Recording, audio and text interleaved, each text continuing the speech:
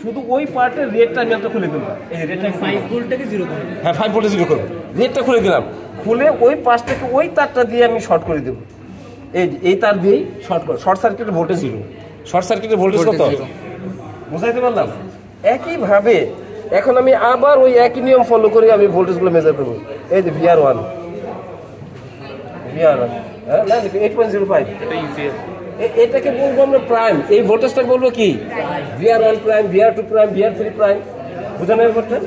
এরপরে এই যে VR2 প্রাইম,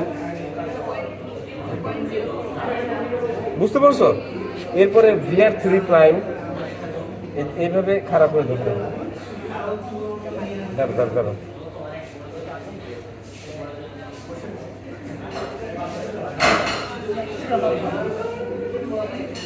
দাঁড়ো মাইনাস কত আসছে?